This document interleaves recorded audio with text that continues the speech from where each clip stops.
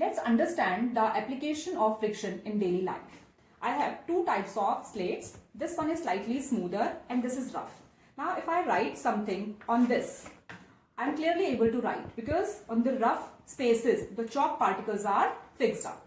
When I try to write, it is slightly dull.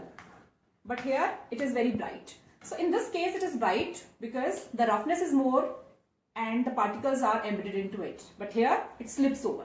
So why are we able to write? We are able to write due to friction. You must have observed that on the drawing sheet also, if the page is very smooth, we cannot write. On the photographs, we can't sign easily. We have to use OHP marker for signing.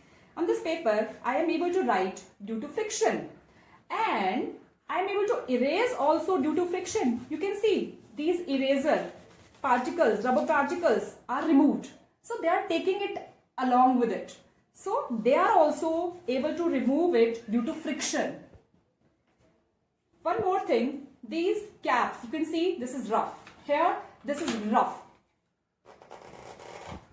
So why are these made rough? These portions are also rough. These are not for the beautification. These are able to hold them properly. So they are helping us to make the grip. Otherwise our hands will slip over it and will not be able to move it. So these are the examples in which friction is increased. Here I have a new sandal and on this you can see it is intentionally made rough. Nobody is going to see the sandal from here. What is the design? But it is intentionally made rough so that when we walk, we don't slip. We are able to walk properly on the road. This is the brake of a cycle and it works like with the help of brake wire. When it is pulled, it moves closer and then it have a grip over the tire rim.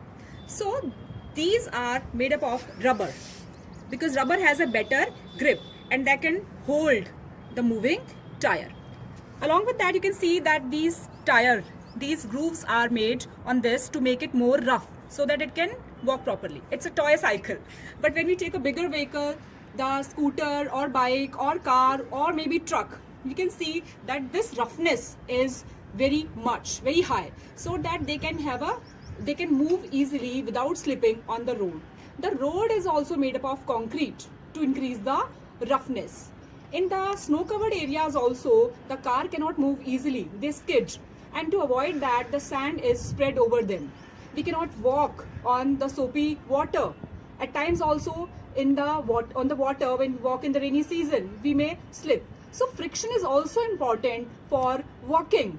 It's a part of our daily life, though it is resistive in nature, but we need friction for many things. So now onwards, whenever you observe something is intentionally made rough, you can think that there might be a role of friction in it.